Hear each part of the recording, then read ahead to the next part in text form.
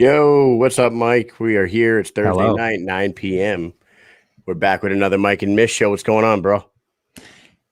I am here and I am ready. I'm friggin' looking forward to this show because we got on a great guest. Let's get these damn sponsors out. Yeah, let's shout out the sponsors real quick because we got a one of a kind guest tonight. First off, Next Level Nutrition, Next Level Elite, our newest sponsor. They got the cleanest products out right now. If you are a bodybuilder, you are a soccer mom, you want to just get some good clean products to cut weight, build muscle, all that stuff, live healthy. Go to the provided link there, nextlevelsubs.com/Mike and Mish, and use the promo code MISH10. Get 10% off your purchase. Up next, Killfoot Clothing. Of course, they make the coolest shirt on the fucking streets these days. You might have saw Brian Socha wearing one today on the BKFC official show. How you like that? If you want one, hit me up, direct message me for a mission accomplished shirt. If you want to just check out Killfoot Clothing, go to killfootclothing.com. That is American made, veteran owned, American made products. They are awesome guys, and we love them over there. And Massage Therafix, our day one sponsor, Jackie Holden, a wizard with her fingers. She can touch your body in ways you've never been touched before, Mike. So if you are a veteran or a soldier, active, go to www.holdenhandsmassage.com and book yourself an appointment with Jackie. If you are just a regular old civilian, you could go see her too. Go to massagetherapix.com and get yourself an appointment with Jackie. She's got them fingers. She's got them fingers. She touches me in ways I've never been touched before. Whoa. Like, dude, professionally, though. Jesus. Oh, okay. Fucking get your fucking mind right. Hey, listen. You never know. All right. Hey, our guest tonight is the voice of the BKFC, Mr. Live Worldwide, Jeff Houston. What is going on, my man? I'm going to tell you, you guys are fogging up my HD webcam talking about Jackie and Massage Therafix. Wow. You felt it all the way from over there, huh? Well, I mean, the minute that I saw the fingers, I thought otherwise because I'm thinking about her fingers, and then I saw your fingers, and I'm like, not too much of a fix right there. Look at these things. Yeah. Dude, we already got some people watching here. Larry Davis says, hello, dildos. Nice. Thank you. DJ Tony's in the house. I love DJ Tony. Love DJ Tony. That's our buddy.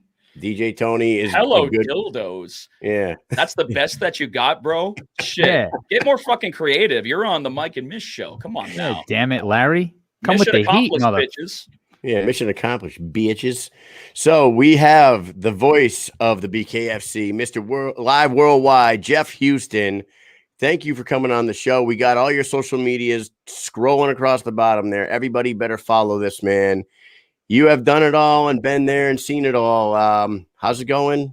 And how are you coming off a gigantic weekend for the BKFC? Well, I have yet to see a woman satisfy a camel, so I haven't really seen it all. But I mean, there's still more to be done, apparently. But I'm doing great, guys. I'm still on a ridiculous high from BKFC 18. What a night it was. It was a long night and it was a controversial night, but boy, what a night it was. I mean, call it polarizing, call it good, call it bad. As long as you're calling it something, you're paying attention. Hell yeah. Hey, shout out to Izatullah Kakar that just sent us a nice message there. That was cool. He's a fucking beast, man. I can't wait for his next fight. He is a beast. He came on the show. He's got mad love for us. Mad love. Yeah, he's a great guy. He had an unbelievable story. He opened right up about all of it, and he said he was looking for sponsorship and management. And I hope somebody scooped him up. If I was a manager, I'd scoop his ass up for real. Guys, I'm going to go ahead and put this out there for you, Mr. Kakar. If you are looking for a fighter to back, this is the guy to back because this is the guy who is here for the right reasons. He's fighting for the right reasons. This is a man with a backstory that will absolutely bring a tear to your fucking eye. I don't care how tough you are. This guy is the future of bare knuckle fighting championship. He's as tough as a $2 steak, as tough as a coffin nail, and he's worth every dime of that sponsorship. So make sure that you check him out and make sure that you give him a chance. So when we were doing research for this show, right, for the show with him, I'm going through all these YouTube videos about Manus Island, where he was held for a long time, 7 years, I think. 8 years. And 8 years. yeah, so 8 years he spends on this island. Okay. So I'm watching the videos, and I shit you not, I come across a scene and somebody's talking about grilling on a bed spring. Okay. And the camera pans back, and it's him. It's him on a documentary talking about cooking food. And they were like on like a roof of a building or something, cooking on a damn bed spring. It's insane. And I was like, there he is. I can't believe this. Mike sent it to me. He was like, "Are you fucking kidding me? Go to the 3-minute mark and look, look who's there." It was like, when you pussies out there, you Kens and Karens, you think you have it so bad, go ahead and take a look at someone who's going through something like that. And what you're going through makes it look like paradise, bitches. You ain't wrong. You ain't wrong, Jeff. Hey, so dude, BKFC 18. What is it like being the voice of the place, getting ready, you're getting yourself ready, you're psyched up, and then boom, a fucking delay like that happens, like an hour and a half delay, whatever it was. Did that? I know you're a true professional, so you were probably ready to go on all cylinders all night anyway. But did that affect you at all leading into the night? Like you were probably ready to go from the jump, right? No. What? Why would something affect me that is not my cause? I mean, if I were behind it, then maybe I'd be worried about it. But because it wasn't anybody's doing outside of inclement weather. Unfortunately, we had some technical difficulties because of that, so that there was that delay. But no, it doesn't bother me at all because I have no pre-show ceremonies or rituals. I don't pump up. I'm already there. It's just natural. I just turned it on. I don't even have to turn it on. The switch has been on for years. It's just some people have these ridiculous preparations that I actually see. And I'm like, you actually have to pump yourself up. you should be pumped, man. You should be pumped and ready to go before you even walk into the venue. I don't know how somebody can't be pumped, especially for that card. That card was stacked. Well, I was pumped and everything like You're that. Talking any card. Yeah. Any card. Any card. Bare Knuckle Fighting Championship has a different kind of energy and excitement to it, unlike any other sport, because a lot of people come in at the beginning, if they've never seen one, with a ridiculous degree of uncertainty. They have no idea what they're going to see. And then when they get in there and they take a look at it and they're like, Jesus Christ, this is brutal. This is bloody. I fucking love it. Yeah, how could you not love it? Look at that. We got another killer from the BKFC in there, snapping necks and cashing checks, Mr. Chalbeck. Yeah. That's a guy we need to see in the ring real soon, and I hope it's this month. John, you better not be doing that. You better be eating T-bone steaks and pressing barbell plates. Now, before fight night comes up, you have to plan your outfit, right? You got your tux or your suit, whatever you're gonna wear. It's planned way before fight night. And then you got your awesome tie. And we're saying, where do you get them ties? Where do they come from? Does a magician reveal how his tricks are done? Does a puppeteer show you where the strings? Then don't ask that for me. Oh shit! I didn't know I was reaching so deep. Hey, let's just say that it's custom made from head to toe. Hell yeah! Yeah, I wanted to ask you about. We noticed. I wanted to ask you about the Joe Martinez's and the Jimmy Lennon Juniors of the world that just go out there in a plain Jane tuxedo. Well, where's the style in these guys, man? I love. I'm gonna tell you, they come from a different era. And the thing about it is, I'm not saying that that's bad. What I am saying is that they are recognizable by their voices, not necessarily by their dress, even though that they both dress fantastic they dress to the nines as far as if you're talking traditional suits, traditional tuxedos. They still look fantastic. Their voices hold up amazingly. I believe that Joe Martinez is actually one of the best ring announcers in the world as far as inflection and articulation. And there's nobody classier. There's nobody classier in the world of ring announcing like the classy Jimmy Lennon Jr. It starts and finishes with him. But they rely on their voices to tell the story. I include cosmetics to help tell mine. And you jump. I mean, You're jumping around. You're laying on the ground. You're doing all kinds of stuff. You're a fucking showman for sure. That's more on the side of the Korean gigs and the international gigs. I don't do that so much anymore. I certainly enjoyed it because it was fun. And especially it's fun. It's that much more fun when you have an audience and a promotion that encourages it. It's not so encouraged over here in the States because, it's a little bit hacky. But in places like South Korea, where there's so much that's over the top already, it kind of fits like a glove.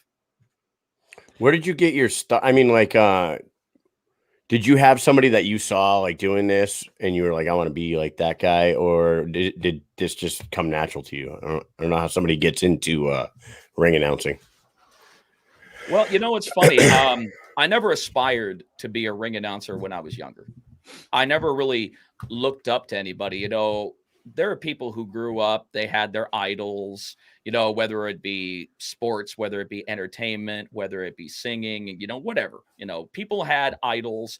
They had posters up on their wall. They thought that this person was a god or goddess or whatever. I never did that. I never did that. I did admire somebody that definitely made me think about it. And that person, of course, was, and I've said it so many times, was Howard Finkel, who I still believe was the greatest ring announcer that has ever existed. I think as far as talent-wise and an inimitable voice that no one could equal, it started and finished with the late, great Howard Finkel. When do you find out your voice is, good enough for the stage? Like, how do you start talking on a mic and somebody says, hey, man, you sound great. And you go, I thought I sounded good, but I just didn't know, I had more people telling me, please be quiet, shut the fuck up, keep your voice down. I definitely had that. I was the class interrupter. I wasn't even the class clown. I was really more the class interrupter because I was so easy to go on some kind of monologue about something. I honestly should have gotten into radio at a younger age. And by now I probably would have been the next Howard Stern possibly, but I just never went that direction. My earlier years, I was so lost, I had a horrible cocaine addiction. I just was around the wrong people. I just had absolutely no direction. And, I just happened to come across one day when I was watching at home in San Antonio, I happened to see that there was a independent pro wrestling organization in San Antonio that I didn't know about. And the ring announcer on there was terrible. And I said to myself, you know what? I could probably do that. So got in touch with the guy, got the opportunity, and the rest is kind of history, after just, paying your dues, getting your ass kicked, every single day, doing what's necessary to see if you've got what it takes to get to the next step. So you just got in touch with somebody and said, hey, I want to do this. And that's, I mean, you just went like, I know there's probably a line between, but like, your first show, what was your first show like? What did you do? Oh, it was a clusterfuck. It was beyond. It was beyond, and it wasn't because the voice wasn't there, because the voice was always there. The theory and the method was completely off, which is weird because I've been a wrestling mark for my entire life. I even remember the first pay-per-view I ever saw as a kid was Starrcade, the first Starrcade '83. That was the very first pay-per-view that I ever saw, and I was hooked instantly when I saw everybody thinks that one, it's all about Flair and Harley Race in the cage. Actually, for me, it was Roddy Piper and Greg Valentine, that badass dog collar match. Probably still my favorite, best dog collar match of all time, still to this day. And I was just automatically hooked from there. So getting back to what I was saying, I really had the theory, but I hadn't put it into practice. So as an announcer, when I got involved in the show with the heels and the faces, I didn't know how to properly play up to the faces. I'm amazed I didn't get my ass kicked my first show because I wasn't playing up to the faces and I wasn't selling the heels the right way. So the voice was there, but the practice wasn't. I sucked. I was horrible. I mean, I was lost. And people usually are lost their first show. Anybody has a perfect show is a fertilizer salesman because they're selling you a lot of bullshit. It just ain't happening.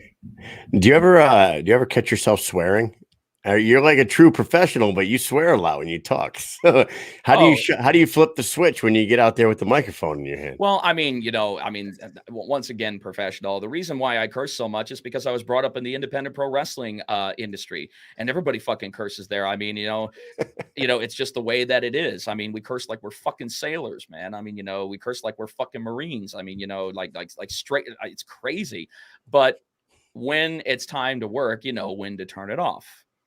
And I really try to curb my my swearing sometimes because some people think that it's maybe because you don't have a proper vernacular and you don't know how to talk, so you supplement that with cursing. But it's just something that I do. I really don't even think about it. Brad Williams says, "Hey, bub." Bub. Hey, bub. Brad Williams. I have never been a bub, and I never will be a bub. You better think twice about that bub shit. You're talking about WCW. I feel like my dad had a bunch of WCW on beta. I used to watch that shit all the time when I was a kid. The cage matches. That's what got me into wrestling, professional wrestling, was cage matches, WCW cage matches on beta. Mm-hmm. Really? In the early 1980s. Yeah. Yeah. Oh, yeah. My house must have been different because the only thing that I ever played on the TV as far as pro wrestling goes in my house was WWF. There was where was WCW? Was that on like TBS? Because I was one of those kids that was on beta. Well, it was on TBS, then it went to TNT for Monday night. I had like basic cable until I was like a fucking teenager. So and when I tell people like my age, I'm gonna be 40 this year. When I tell people my age that like, oh, remember, like they say these Nickelodeon, these Nick at Night shows from when I was a kid, and I'm like, I never saw a single one of those episodes. They're like, what? I'm like, I never had fucking Nickelodeon. I don't know what to tell you. I mean, I have it now, and my kids watch all the shit, but I'm like, no, I swear to God. Nick at Night was the shit back in the 90s, man. It was the shit. That would be the channel that I would have it on when I had the last. So I'd be watching like softcore porn on HBO, and then I hit the last button, and it would go like, so I hear my mom come and go, "Oh, just watching Nick at Night. No big deal." Now watching Skyscraper with Anna Nicole Smith on HBO. That's not what I'm doing. You're watching the scrambled porn through the Oh, I think I see a boob. Oh shit. I know. It's like an elongated nipple. It's like an elongated nipple. I'm like, I just want to see some bush. The people don't know. Bush. When you see those memes, see bush. Oh man. When you see those memes, like, oh, the kids nowadays will never know the struggle. That was a struggle. That's how I actually came to appreciate the ring announcer, because growing up, I didn't always get the pay-per-views. But if you remember the black box back in the day, there were channels that you would watch. When you would watch the pay-per-view, the sound would be there, but you get a black screen. So you'd be forced to listen to it, kind of like old school radio days. And the ring announcer's voice always was above everybody else if you're not focusing on sight instead of sound. So the ring announcer always was the one who was above everybody, even the commentators, because he was the one that had to project. Jeff, we got to talk a little bit about somebody else that was on the mic at BKFC 18. Yeah. Planet Hank is in the comments here saying that they should just have Jeff Houston sing the national anthem from now on. What were your thoughts? Give us your honest thoughts on Mr. Justin Love and his performance that evening. The last thing I want to do is put anybody under the bus, because the problem with it is that all these chat forum motherfuckers who put this guy under the bus and say that, any one of them put in the same situation would probably fuck it up too. I know, is it inexcusable? I don't know if it's inexcusable. I mean, I definitely believe that if you are going to take on the song, that you should absolutely know the song from front to back. I mean, you got to remember, this isn't exactly a song. It may be our national anthem, but I don't see anybody favoriting it on Spotify or Apple Music. It's not something that people listen to on a regular basis outside of sporting events or what have you. But I believe, especially for somebody who is a singer, a Grammy award-winning songwriter, and a producer, I think with all of those accolades behind him, that there should be no excuse that person should know the national anthem from front to back. Yeah, we were a little bit like ooh, it's like what like you kind of just like It's a cringe it's like moment. watching you're like kind of watching a train wreck a little bit. You're like, yeah, it's a cringe. Everyone held their breath. It's a cringe moment, and it got all the chat forum marks out, talking all kinds of crap, but that's what they do best. So why would I expect any less from them? But this guy, it is disappointing. It is disappointing, and the only reason that it's disappointing is because it did kind of throw a little bit of a cold shower on the proceedings to right before the co-main event. Yeah, I mean, you give him the benefit of the doubt, like you said, like it is tough. You're up there, but he should have practiced a little more, I think. But maybe he got a little fucking like, oh shit, and then I don't see why I see. That's the thing. I don't see why that is with those kind of accolades. And this is a guy who's on camera all the fucking time. Yeah. I don't see that. I really don't. With somebody who has that kind of background in the entertainment industry, I just don't get that. Yeah, we looked at each other like oh. That's what it was when we were standing there. And I know the words back to front easily. The damnedest thing is I can't sing. I could do everything else on the mic except fucking sing. Oh, come on. I don't believe it. If I were forced to do it, I would. A lot of people don't know that the first WrestleMania, fucking Mean Gene Okerlund sang the national anthem, and it was the worst ever. It was so fucking bad. Yeah, I gotta look that up. The guy had an amazing voice as far as speaking. But singing, Jesus, man. I mean, a train wreck colliding with an elephant truck actually is probably that much more gentle than listening to fucking Mean Gene sing. Ain't no tutti frutti in that, Rudy. You wanted him to hand it off to Gorilla Monsoon? Fucking wop-a-baloo-ba-ba-la, Anybody? bam, boom. So that bad. So the action in the ring that night though was pretty goddamn good. The Yuli Diaz Thiago Alves fight was my fight of the night. I don't know, what was your guys' fight of the night? I mean, I know that on the BKFC podcast, they had said that Travis Thompson and that fight was Jared Grant, and Jared Grant was the fight of the night. I disagree as far as the fight of the night. I got to agree with you guys. I got to agree with you guys, but I think a very, very close second to that one is definitely Lane and Bostwick. Oh yeah. Yes. Yep. Because Bostwick, man, it's been a while since I've seen a crimson mask like that. Yes, and Julian Lane was showered in Bostwick's blood. It was fucking bathed. It was like a scene out of Carrie. It was fucking nuts. Well, you should have been there looking. I mean, in the ring, it looked like a crime scene, and we had crime scene scenarios inside the squared circle before. I mean, it wasn't exactly all cloudy white skies when we had Lobo for Night. They definitely got it up. Or we just had Segala and Starling. Ooh, man, those ladies were bloody from head to toe. So, excessive blood, we're not immune to it. I mean, we definitely know that, but that's a tough one to actually pick the fight of the night, because I either give it to Lane and Bostwick or Diaz and Alves. But Thiago, Jesus Christ, man, there's another guy who solidified what a badass striker he is. Oh, tough as nails too. And don't forget about Palomino Goodjohn. Even though Palomino basically controlled the whole fight, Goodjohn showed a level. Goodjohn looked better. No, yeah, he showed a level of toughness that was fucking crazy. He wasn't messing around this time. He wasn't playing around like he did with Charles Bennett. He wasn't asking him to come get me. He was more focused on trying to control the jab and trying to control the distance, because he had a little bit of height over the champ. So he tried that, but I just believe that Luis Palomino is just this next level fighter. His MMA background is extensive, but I think he is the fighter that he always wanted to be in bare knuckle. Yeah. I say, going back to Jerry Grant, that he probably had like a performance of the night. That was incredible. With his speed and accuracy was unbelievable. I mean, every shot right on the button. And he stopped a veteran who hasn't been stopped. Right.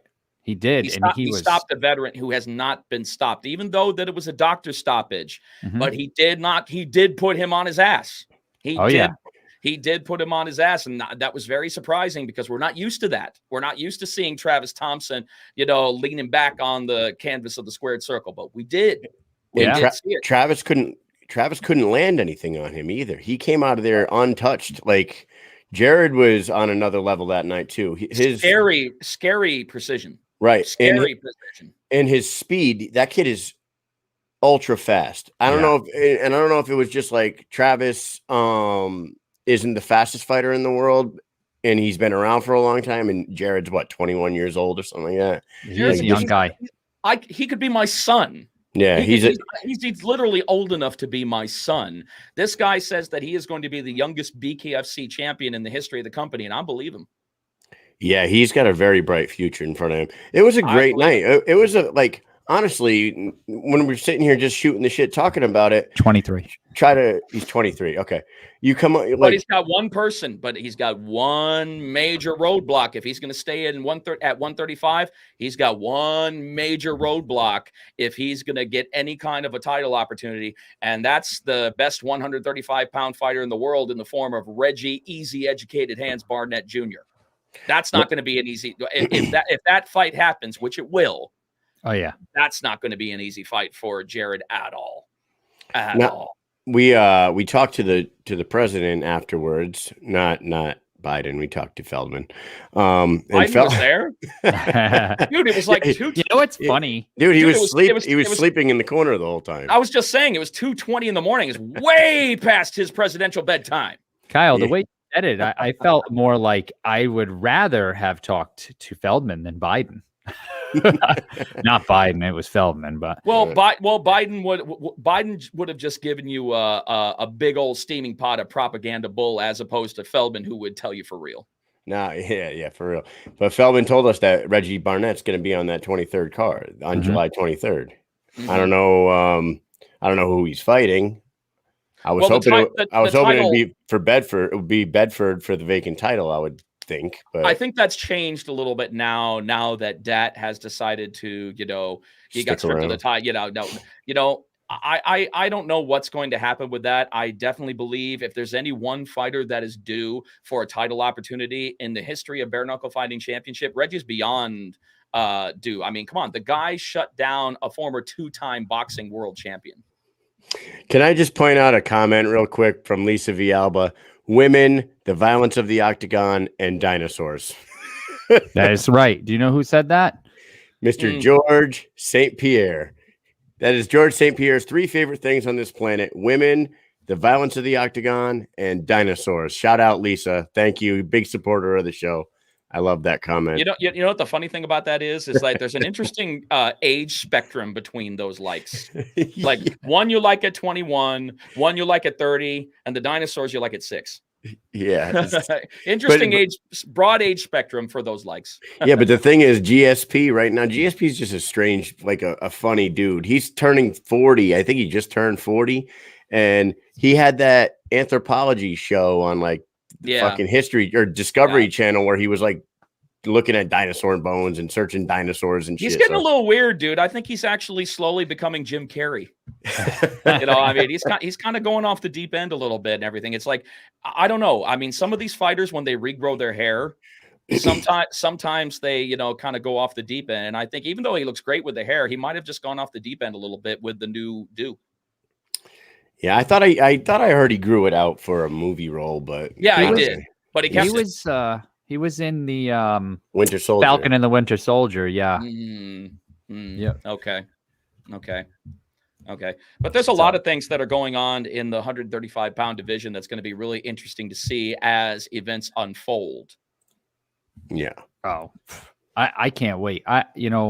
What do you think about that? Is he gone forever? Or is that, I want to see him fight. I want to see him fight and defend the belt. I hate that he's not still a part of the league right now. I just hate it. I don't know. Drives me nuts. I don't know what's happening with that, but I do know that if he's bitching about not getting enough money, I have to take issue with that. I have to take big issue with that because you guys were at the weigh-ins. You guys were at the weigh-ins. You guys remember when Chris Lytle got on the microphone, and you remember when he addressed the fighters, and he almost pleaded with the fighters to stop jacking up your pay and trying to get these crazy paychecks as we're still establishing ourselves, as we're still building the product. I mean, we're only 3 years strong in, and barely just 3 years and a month. I mean, actually, it'll be 3 years and a month in a week from today. It'll be 3 years and 1 month since BKFC first started. So it's going to take time for some of these fighters to get the paychecks that they want. But if they're persistent and they stick with the product, they're going to get what they want. They're just not going to get it when they want to. And that's where the problem is. When people think that fighters aren't getting what they want, it's more fighters aren't getting what they want when they want it, is really what it is. And he just said, be patient. Continue on with the company. Let the company grow so that we don't have to be in a situation like Affliction, to where we throw crazy fucking money at you and we burn our pockets out in just a few fucking shows. We need to be able to build the product. And once the product is built to a point to where purses are easy to give out, guess what? The money will be there. If you build it, they will come. Fucking A. That's right. If you build it, they will come. I wanted to ask you. If you want him to build it for you, press 1. Yeah. He came on with us a couple weeks ago after like they announced that he was getting stripped. He was nice enough. Like I couldn't believe it. I shot him a message like the day after it came out, and he was like, yeah, I'll come on. I figured he'd probably be like ghost in fucking social media for a little while, but he came right on and he was like, oh no, I'm not stripped. I'm still the champion. I'm still with the company. I don't know what those articles are saying because they're wrong. I'm still willing to negotiate, but that's like not what the real. I don't know what the real story is there. It's just weird to me. Well, I mean, I saw on the official bare knuckle page that he had been stripped and such. Now, if that has changed since then and they've come to terms, that's one thing. But that's what I saw, and that's what I also read on the affiliate media locations, online affiliate media locations. But I don't know. I mean, I'm not part of that inner circle. I may be with the company, but there's an inner circle that I'm never going to crack. It's just the fact of life. You had to have been part of the Feldman's world before bare knuckle even got started. I mean, we're talking like you had to have been like a part of that when they were doing bare knuckle 10 years ago and such. And I'm fine with that. It doesn't bother me. It doesn't bother me. As long as the check's clear and I get the opportunity to do what I love to do, I don't give a fuck. So Jeff, talking about Dat and Reggie jumped in the ring after Dat's fight back at Knucklemania. Yep. Jenny Savage jumped in the ring that same night.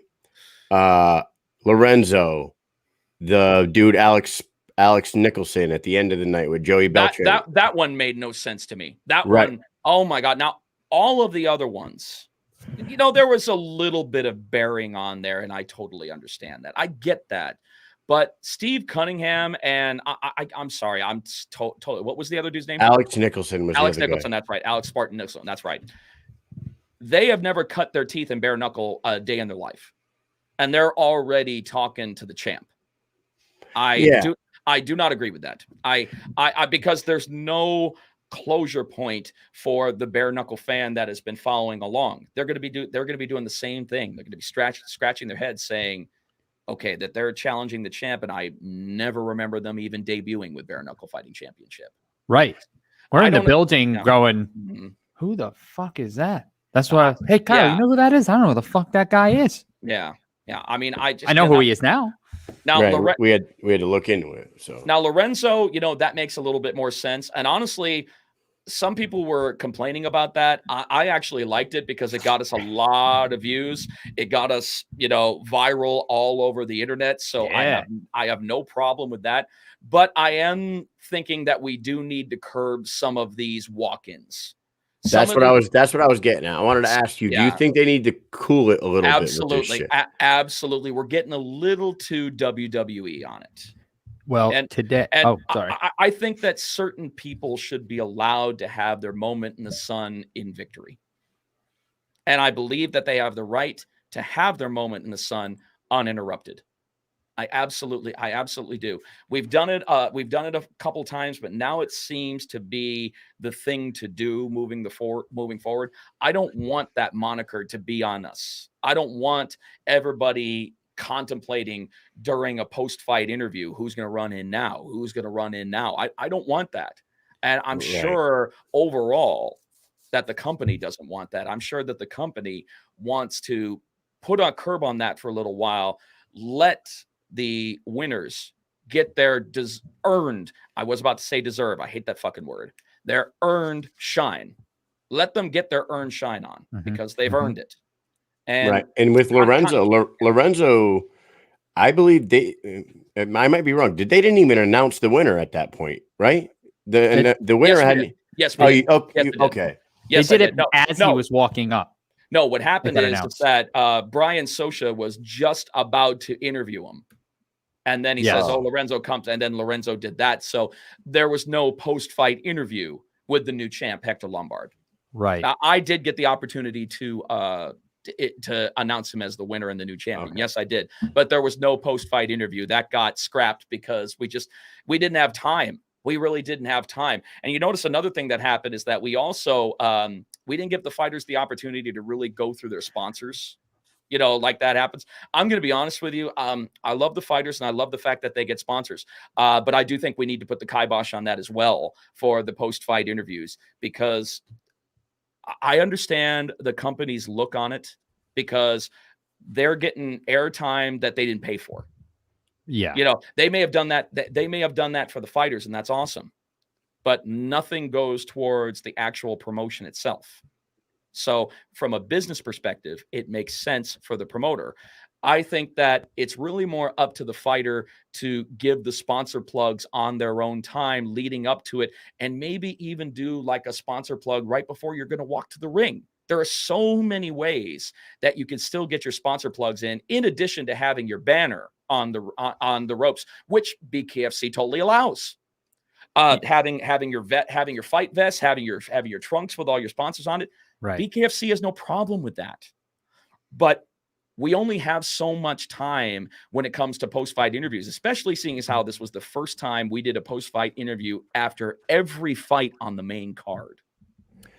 They could literally, in this day and age, as you were saying, the fighters, like, they could have one of their cornermen live streaming their walkout, saying this walkout is brought to you by bop, bop, bop, bop, bop. There's so many different ways. Yeah. There's so many different ways that they can go live and, plug the sponsors. There's so many ways to plug the sponsors with social media and the ability to go live wherever and whenever you want to. They just need to get a little creative with that, because sponsor time on that. Plus, another thing that kind of really gets my goat when it comes to post-fight interviews. And I'm going to say this to you fighters out there. I'm actually looking at you fighters right now, and I'm going to say this. Do yourselves a favor when you are talking with the interviewer in the post-fight interview. Answer the fucking question first before you go on to anything else. I just think it's a little bit rude to skip the question and go on your own tangent without at least acknowledging the question of the post-fight interviewer. Look, answer the question and then go on to what you have to say. But at least answer the question before you go into anything, because I just think it's kind of rude, because that person is only there doing their job. They're only there doing their job. You have a job to do. They have a job to do. Be the responsible professional, answer the question, and then go on your tangent. I have no problem with that, but at least answer the question first. That really goes up your ass sideways, huh? It really does. Yeah, it does, man. It does, because I'm going to tell you, it's about respect all across the way. Mm-hmm. I respect the fighters. I give the fighters more respect than I give anybody, because they're doing something that so many people can't, and so many people are living vicariously through them. But I also know that this person who's only got a little bit of camera time, and it's not really more about the camera time, but it's, again, to put shine on the fighter. It's to put shine on the fighter. When you ignore that question, just go on your own thing, it's kind of rude. Yeah. I wanted to touch on the people going into the ring after the fight. Earlier today, David Feldman was on the BKFC podcast, and he was they asked him this question, and he seemed pretty upset about it. Whether it was planned, whether it's not, whether, whatever, there's all sorts of different rumors go around. You don't know for sure. Some people walk in, and I'm going to tell you, we were filming Lorenzo Hunt. I have like 10 minutes of video because I knew Lorenzo was you could just see the gears turn in his head. He was up on the stage. I have videotape. I can put it all out there. It is just minute after minute of him pacing and pacing and pacing. And as soon as the fight was over, he went in on his own. Now, whether it was planned way ahead of time. Did you see him clear the ropes? Yes. Oh, yeah. I have that video. I had the video of it. I actually made he's a once in a lifetime athlete. That's what it is. He's fucking crazy. He's so fucking athletic. Well, David Feldman said that he's tired of. He's like, this is making us look like Neanderthals. This is what people want. The people who want us to fail want this to happen, want people punching people afterwards because they think we're a bunch of Neanderthals and they want this to be gone. So if we're going to, we're getting close to making it, you guys are mainstream. I mean, you're all over making tons of money. You got big stars popping in. It can't happen all the time. It cannot happen like that. It doesn't make it like anything, just like everything in life. Things are better in moderation. Yeah. Things are better in moderation. Let it calm down and be strategical about who you decide to send in for a post-fight interrupt. You have to be strategical. I mean, if it happens all the time, then it's just like, instead of, it goes from, cool to, not again. Yeah. You can guess who's going to pop in the ring now. Oh, I know. Yeah, but the thing is predictable. You do not this shit doesn't it doesn't happen in other combat sports other than like pro wrestling. You don't ever see someone jumping in the it does in the UFC. It does in the very UFC. Few and far in between. Occasionally. But it's strategical. It's very, very rare. I'm like, it's few and far in between for sure. Like DC invites Brock Lesnar in. Right. It's not 3 times. And nothing happened from that. Right. It's not 3 times an event. You know what I mean? It's like, no, they do definitely got to put the clamps down on that. I think they are. He said he's going to. And I believe him. And I absolutely believe Dave. I do believe that is not Dave's design to have everybody run in after every important fight. I absolutely know that is not his design. So yeah, he's going to put the kibosh on that and be more strategical about who comes in to what. But there's going to be a break from it, guaranteed. Yeah, it was overall though, even with the hour and 20-minute delay or whatever, and even ending at 2:15 in the morning, there was still a lot of energy in the building. When the final fight ended, there was still a lot of energy in the building. The fights were awesome. There was some really great knockouts. A lot of people were saying that some of those knockouts were cans, but to each their own. They stepped in there and they fought bare knuckles. So whoever's calling them cans should shut the fuck up. But the thing about it is, when you've got somebody who's a debuter, you just don't know. Right. You just don't fucking know. It's so easy to say someone's a can if you've never seen them fight before. It's so easy to say that. And it's also so convenient to you marks out there, isn't it?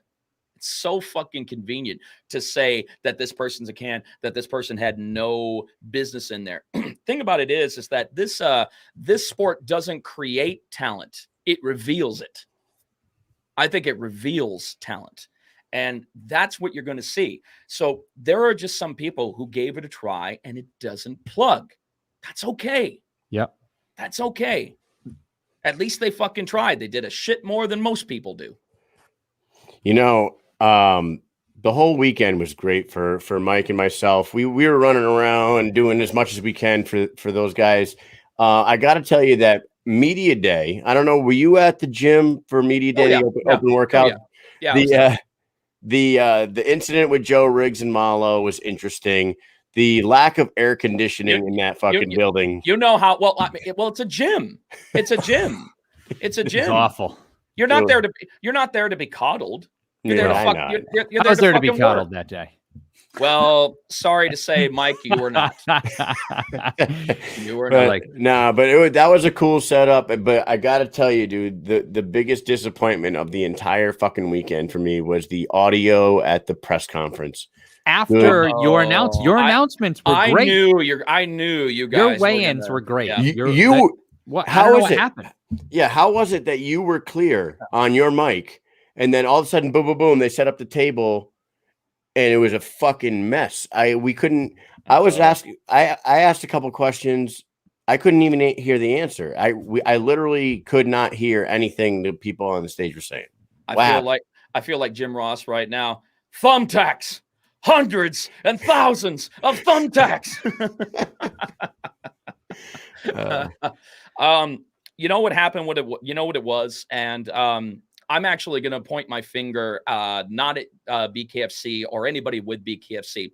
I'm going to point the finger at the venue, because there's absolutely no reason why we should not have had their audio engineer working with us, because their soundboards were completely set up a different way. I mean, obviously our DJ, he was doing the best that he could with what he had, and our production director was up there. I don't know why my microphone came in clear and then it didn't go so clear for the other microphones. I'm not too sure. I know that there was some talk about how, because of the fact that we were on the floor and we were right behind the speakers, I mean, literally, you guys were there.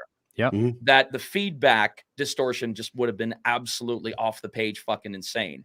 But I know that that's no substitute, because when you were hearing Dave talk, I mean, it literally sounded like, you know those guys who talk you onto the ride. Who talk you on the ride when you get on the roller coaster. Have a good time. I know. He was telling like a good story too, like a heartfelt story. Like this guy, he lost his arms. And you know what it was? Leg, it was like death metal that actually died. It's fucked up, man. But no, it was not the problem of our staff. I absolutely believe that venue, that particular nightclub, should have had an audio engineer to walk them through the whole process, and everything should have already been set up. It should have been EQ'd. Everything should have been prepared for us, so that our guys could just come in and maintain levels, maintain sound, maintain volume. But that did not happen. Plug and play. It should have been. I mean, they have music going in there all the time. They have a microphone in there all the time. They should have been able to anticipate that, knowing that we would have been on the floor right behind those speakers. They should have anticipated for that. So I blame the venue on that. I do not blame BKFC in any way, shape, or form. The venue should have had that audio engineer working in tandem with our people. Yeah, it was a little rough. Because I know, like, when a little rough. I'm being nice. It was horrible. It was bad. It was horrible. I stopped filming. But we make the best of a bad situation. We made the best of a bad situation. We kept moving through, regardless whether it sounded like fucking hot garbage or not. We still made it through, and that's what true professionals do. True professionals go through it, whether you can hear us or not. Yeah, I think what happened, because when it became time for the media asked questions, Kyle went up and asked a question, and then Brian was like, anybody else? And nobody stepped forward. So then Kyle stepped forward again and asked another question, and then one more person. And I don't know if the reason was because people didn't want to ask questions. I thought it was also very disrespectful. I thought it was also very disrespectful for the people behind the media position. They were being very loud. They were talking, horrible. I so wanted to get on the mic and tell them to shut the hell up, because, I mean, they knew already that we were having audio problems. I don't understand why they felt that they had to talk louder. Oh, it's bad. I hate that. And they I don't know what the security in that club was doing, but like it's non-existent. It's non-existent. If you looked around, there's like people sitting on the bar, and like occasionally you'd see a big fucking security guard come through and tell them to get down from the bar, but that was about it. Everyone was just fucking. It was pretty disrespectful. I agree. It was. I think so, especially if you know that the sound is having an issue to begin with. That you need to be respectful for the people who are trying to articulate so that you can at least hear them. Do you think that like a break between the weigh-in and the press conference would have benefited them, because they went straight? Boom. Absolutely not, because I still think the problem was the fact that we did not have that available audio engineer for the venue. That was the problem. That was the problem. If we had somebody that was able to EQ that shit, which should have already been done the night before. Right. But no, like I said, it had nothing to do with anything that the promotion did. Nothing. Jeff, I was there. I know. Oh, yeah. Jeff, I just thought of something. Being a ring announcer, why does every strip club DJ sound exactly the same? The fuck if I know. I've never been a strip club DJ a day in my life. So many announcers have. Have you ever heard them though? Yeah, Every single one of them sounds the same. I've been said, who is this strip club DJ announcer that they've got on? And I've listened to myself as opposed to other strip club DJ announcers. I'm like, I don't sound anything like these fools. No, you don't. I don't sound anything like these fuckers. I mean, obviously this person has no ear. I mean, you know, like I'm going to take advice from somebody who's practically legally fucking deaf talking to me that I'm like a fucking strip club DJ announcer. I'm not. I know better. And I was watching you on your live yesterday when you were fucking, dude, you were like, who the fuck are you telling me how to do my job, you motherfuckers?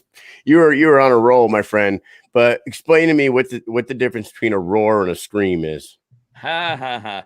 Well, you've watched a lot of horror movies. So when somebody's coming at you with a fucking butcher's knife and is about ready to put it inside your stomach and leave it there permanently, guess what? That's a fucking scream. That's a fucking scream.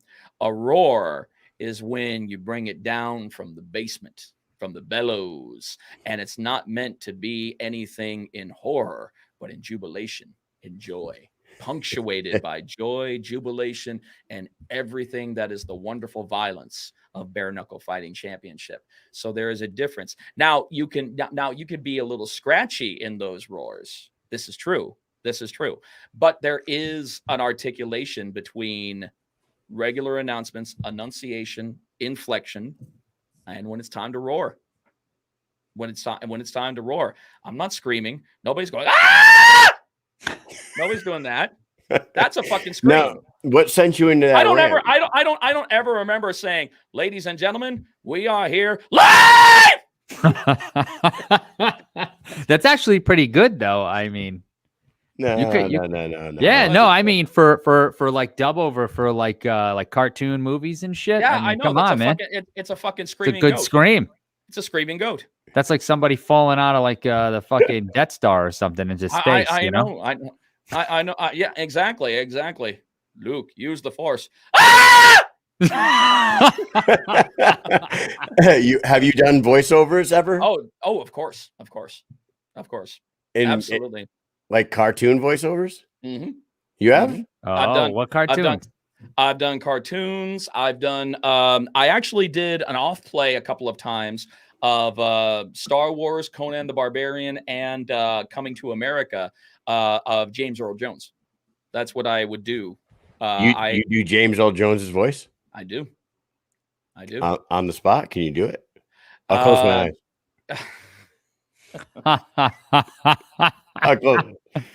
Where's the eye of the serpent? Rexor says you gave it to a girl, probably for a mere night's pleasure. What a loss. You break into my house, steal my property, murder my servants and my pets, and that is what grieves me the most. Dude. Not bad at all. That's fucking awesome.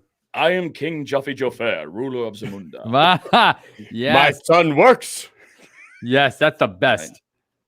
Dude. I actually have at work above my desk, I have the Prince Hakeem Employee of the Month framed picture hanging above my desk at work. He does. Tony, you want a little Sandlot? Well, first time anybody got the best of old Hercules. Why didn't you just knock on the door? I'd have gotten it for you. Oh, nice. Yes. That is awesome, man. I was just talking about Sandlot like 5 minutes before like you got on. I was upstairs telling Steph that like, hey, I was gonna buy like a 4th of July shirt, and they had like this button-up Sandlot shirt, and I was like, I want to buy a nice 4th of July shirt, and they have a Sandlot one, and it's funny that Sandlot just got brought up here, and you knew the words. Oh, of course.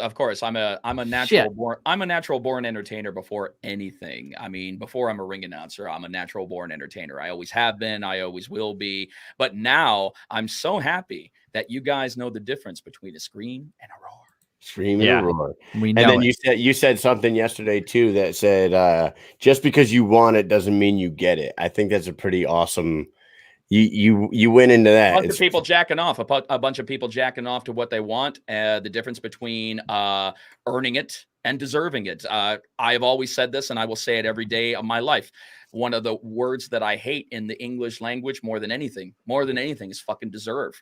You don't deserve shit. You don't deserve a goddamn thing. You gotta earn it. You gotta earn that shit. I mean, once you're an adult, man, maybe you deserve something as a kid because you have no fucking, you're a kid. I mean, you're learning. You're learning and you're on somebody else's time. So therefore it's a little different. But once you're an adult, you got to work for it. Mm-hmm. Now, but I do deserve beer though. Do you think that Lorenzo Hunt deserves a title shot against Hector Lombard? Or do you think he has earned it? I'm going to be honest with you. I think he's earned it. Yeah, I think so too. I think he's earned it. I think that he has made enough noise in BKFC. Plus, he is a polarizing character, and I always believe that it's good to bank on polarizing characters because whether you love him, whether you hate him, people are still talking about him, and that's what you want. You want people still talking about a character. It's only death to your career if you hear crickets. Hell yeah. And I got to tell you, man, like Lorenzo came on last night and gave us a great interview. He's such a company man, dude. If you go to those fucking events, if he's not fighting, he's mingling. He's working all the time. He's constantly working. Look what he did at the Bare Knuckle Boxing Hall of Fame. He came down there and he devoted so much time towards the tryouts.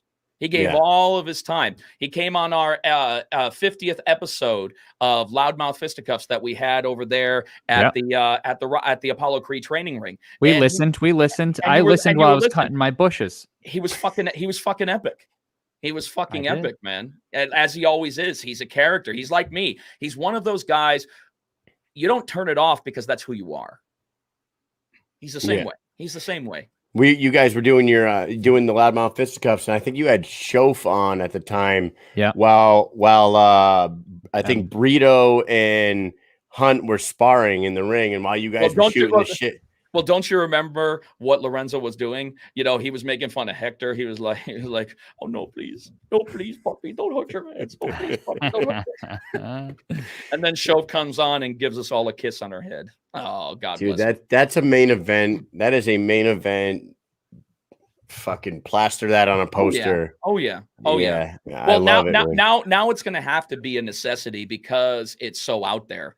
Because there's so many people who have seen the video now. So it's the right thing to do when it is the right time to put those two together. It's absolutely it's necessary for that because it just made that much of an impact. Yeah, it's great, man. It's the most talked about thing right now. Coming off of a weekend that had 4 title fights, the biggest topic of conversation is Hector Lombard and Lorenzo Hunt. Yep. So he did what he had to do to get the eyeballs on him, and now he's earning that shot. There was one thing about that fight that I do think was controversial. It wasn't the knuckle in the face. I do think that the referee should have absolutely admonished him for the shorts. Absolutely. Yeah. Absolutely. Absolutely. I think that there should have. I don't know if a point deduction was necessary or such, but I know that he should have been admonished for that. I definitely agree. And it was happening right in front of the referee. I don't understand. Like, I know. How egregious does it have to fucking be? Does he have to pants the dude right in the middle of the fucking ring and have his balls hanging out in front of everybody? I know. I mean, his athletic support was fucking hanging out for all to see. I'm like, come on, guys. Come on now. Come on. This is a bit much. It was a little ridiculous, and I hate that it ended and then he ends up with a title from that, which is kind of bogus, I think. But I hear you. One thing we didn't touch on with the big boys, huh? What did you have or for your card? What did you think if you were a judge in the main event? How did you score that fight? Because it was, I think that Joey Beltran won. It was a close fight. Kyle agrees. I don't think it was a unanimous decision though. I do not think it was very close in the I think third. I think it could have been borderline split decision. It could have been borderline split decision because everybody knows that Sam owned the first round. Yeah, owned it. But Joey is one of those types of fighters to where you have to get him out either in round 1 or round 2, because after the second round, when you're starting to inch closer towards those championship rounds, he's just like fucking Cain Velasquez. The fucking Superman fucking cardio takes over and he smothers your ass, and he knows how to do it. Did he throw as many punches? No, but that's not about what his game plan is. His game plan is to walk you down. Yeah. And that's what he did. And that's what he does. Now, he was in there with a superior puncher, because Sam Shoemaker has the most powerful punch ever registered in BKFC history. Like 1700 pounds of pressure. Holy shit. Yeah, like Ivan Drago shit. Yeah. It's like getting hit with a hammer, like an actual hammer. That's why he's the hillbilly hammer. That's why he's the hillbilly hammer. That's right. Here. He busted his head like straight down, by the eye and nose, the bridge of his nose. The bridge of his nose right next to his eyebrow. Yeah, it was nasty. It was nasty. But what happened is that Sam started laying off when Joey started smothering him. And I think that Sam should have turned up the heat a little bit when Joey started the smother game. I think he should have started really working the inside. And I don't know why these heavyweights are so afraid to throw uppercuts in the clinch. I don't understand that. If I were in that position, I know it's easy for me to say this, but theoretically, if I were a heavyweight in that position and I found myself in the clinch, I'd be utilizing the fuck out of those uppercuts and getting and utilizing that dirty boxing.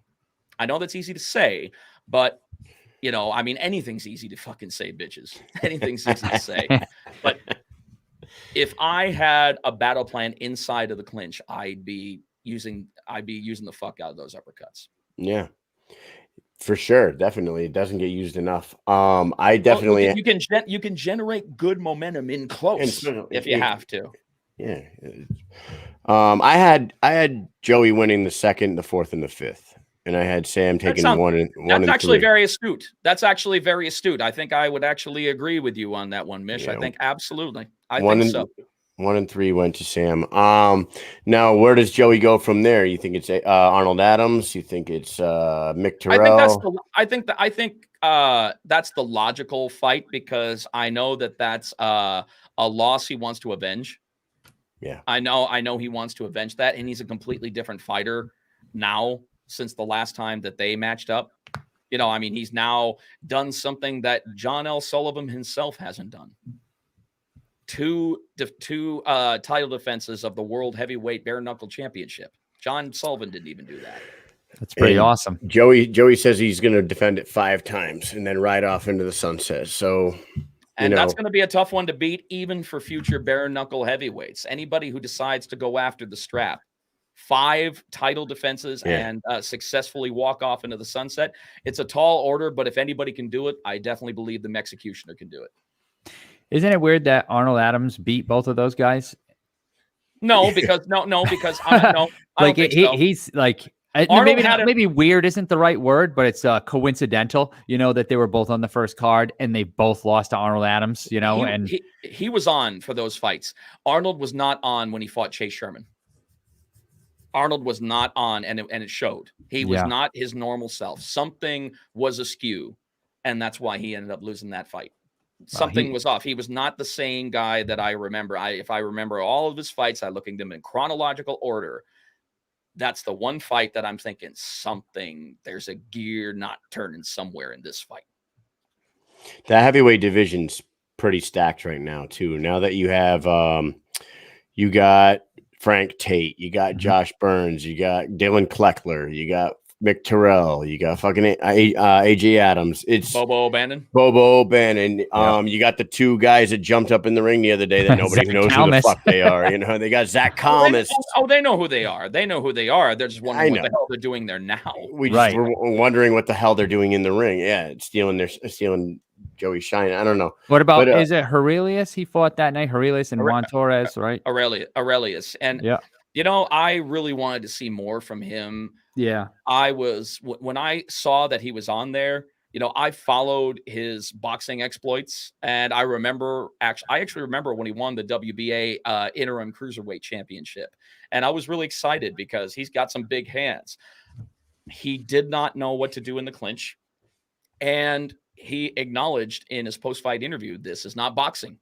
And that's what made me respect him that much more, is because as a professional boxer, a journeyman professional boxer, a veteran professional boxer, he recognized that this was not boxing and that he has things to work on. So that's why I'm excited to see what he has in store for the next fight, knowing the knowledge that he has now. Yeah, to acknowledge that it was a learning it was a curve. It was a learning. It was a learning curve. Yeah, it was a learning curve. To recognize that and say it. Yeah, that means he's gonna make some changes for the next one. A guy with that kind of talent, that kind of size and power, you know, if he figures that game out, he could really do some damage. I think so too. And he's got a great look on top of that. I mean, you know, he's a big, he's a big grizzled up, looking dude. I mean, you know, he looks like Mark Henry. Dude, he kind of reminds me of if Mark Henry, fused with Kimbo Slice. Yeah. Maybe he needs to shave half his chest like Kimbo used to do. Remember Kimbo used to shave half his chest Mish, to show his. You need to focus on more important things.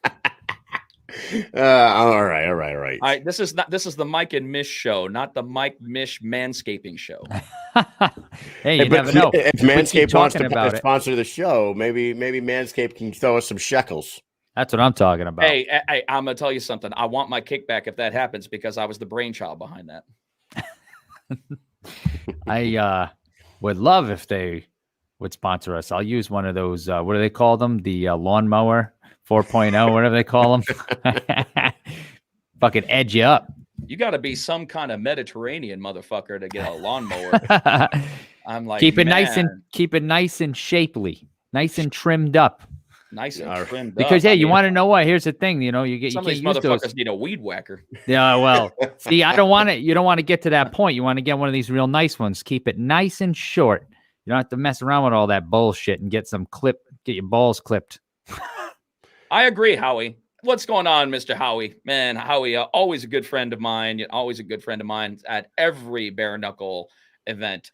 Yes, Tony Lopez, kind of fell through the cracks a little bit, and I definitely like to see him come back because my favorite heavyweight fight of all time still is Tony Lopez and Joey Beltran 1. Still my favorite. Yeah, it was a beast of a it's still my favorite fight overall. I know we've had some great fights, and there have been some other fights that might have been other people's favorites. But the reason that one is still my favorite is because that was the one fight that we desperately needed on our debut event. We desperately needed to show the world what true bare knuckle fighting is about. And that was your Griffin Bonner? Yeah, it was our Griffin Bonner. It propelled us. It made the debut plausible to show that this will stick, that this can stick, that this has the legs to stick. It's still 18 years that I have been in this industry, and I've never had a more memorable debut than I have with BKFC 1. Nowhere. And I've been to some amazing places. I mean, we're talking over 80 combat sports promotions across 6 continents that I have been a part of. And that's still the most memorable debut that I've ever been a part of in my entire life, because it's one of those in MMA and boxing, you kind of know what you're getting into. You have an idea what's happening, even though that it's exciting and it may be next level what you're doing. This is kind of beyond what happened here was beyond next level. I was on the ground floor of something that had never been done on a state sanctioned basis in United States history. I had no fucking clue what's going on. Dave had been getting death threats. We had SWAT team members with canine units at the fucking weigh-ins. The dogs wouldn't shut the fuck up when I was trying to host the weigh-ins. That's fucking weird. I mean, weird. We were at a venue. We were at a venue in Cheyenne that had a mini putt-putt golf course in the front. I'm saying, what have I gotten myself into? What's happening here? And then when the smoke had cleared, I was like, that was probably one of the greatest experiences of my entire life, being a part of that debut. Easy.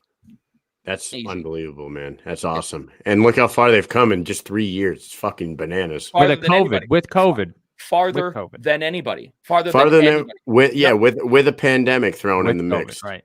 Besides the UFC. We were the only other combat sport organization that returned a live audience of some degree. We were the only other one. Boxing wasn't even doing that yet. The UFC was the only one, and UFC was still doing bubble shows by that time. They were doing Fight Island.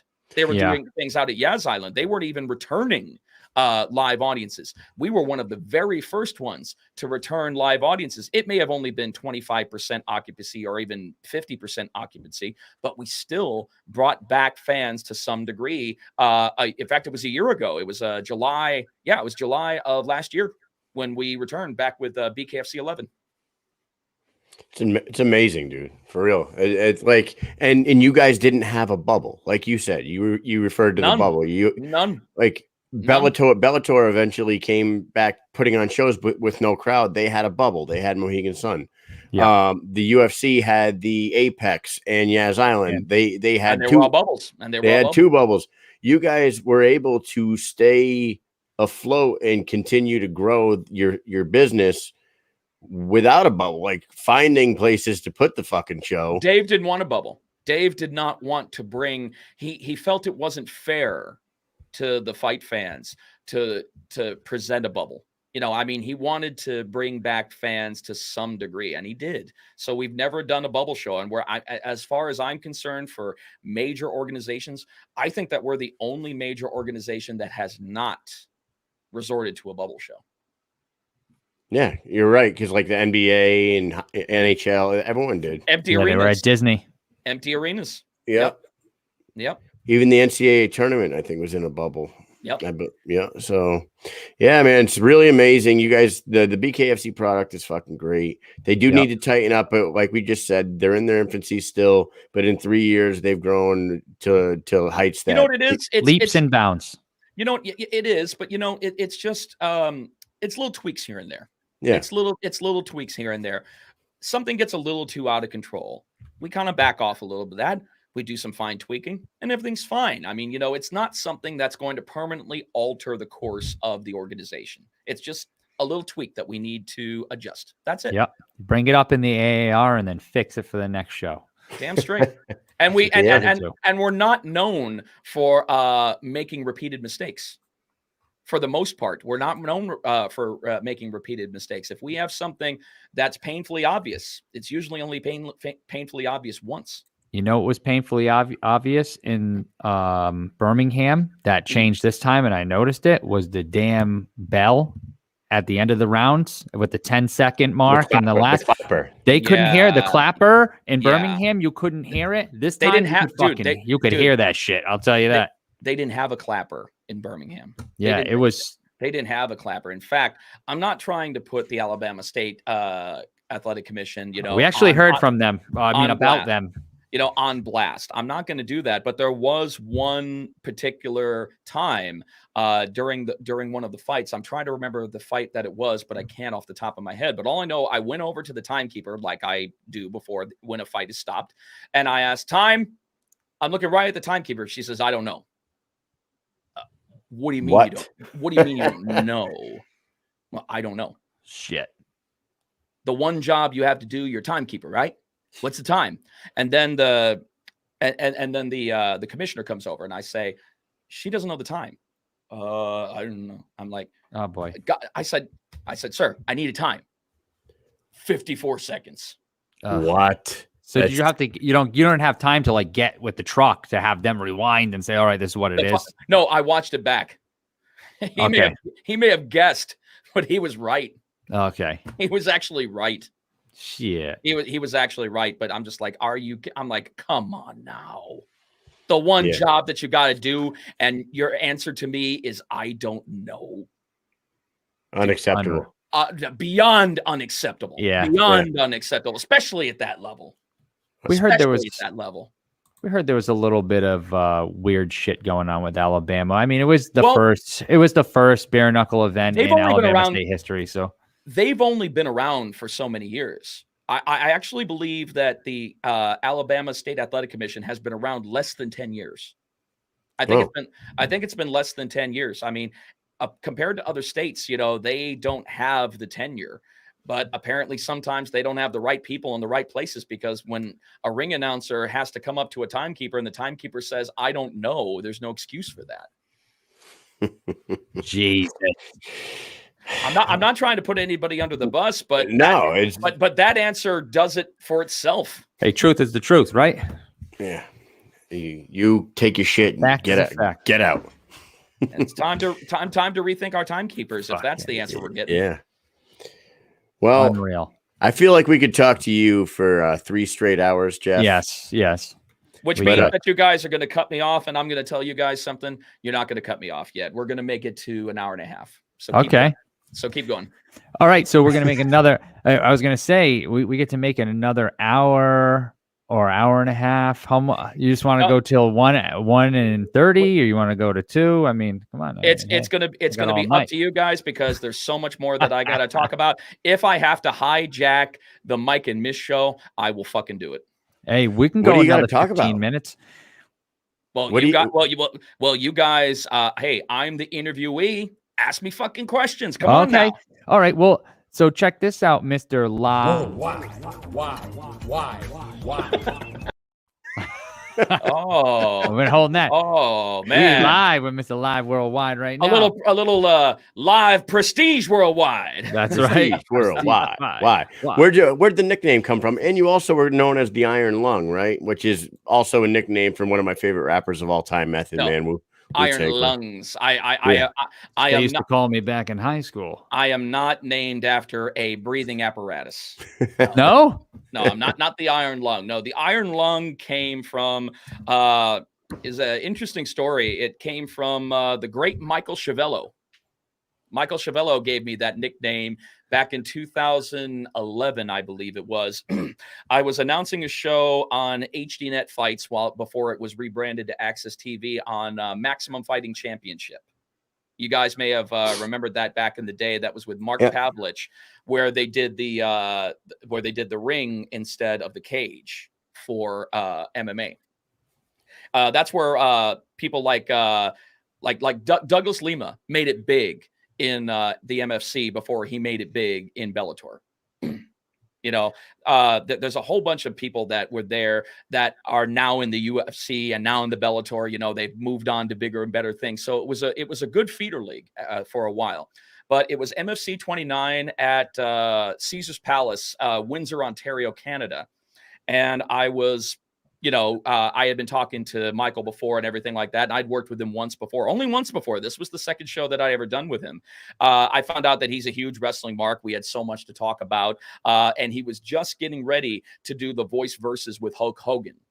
So he had all kinds of questions for me about what to ask him. If are there any kind of questions that the normal wrestling fan wouldn't bring up? And I gave him a few and such. And, we had a good time. But when we were at the beginning of the show, he was pumping it up with Frank Trigg. And then there's always the toss to me. And I'm listening on the IFB. And then all of a sudden I hear, okay, let's go up to the man with the iron lungs, Jeff Houston, to get us underway. And I'm like, I'm marking out like a motherfucker. I'm like, whoa, what a toss. Man. And then I tossed him, and then afterwards he says, mate, you're known as the Iron Lungs moving forward. And to have a world-class commentator like Michael Chiavello give you a nickname, don you a nickname the second time that he's worked with you. Fuck. It usually takes a little while before somebody monikers you with anything. But I get that time number 2. So obviously I made an impression, and he and I are good friends still to this day. I mean, he's doing fantastic things over there with One Championship. He has been for quite some time now. I mean, I definitely miss him, coming back to the States periodically like he did when he was working with Access TV and HDNet Fights. But, he's doing real good stuff over there. Plus, he's also home in his native land of Australia, and he's happy there.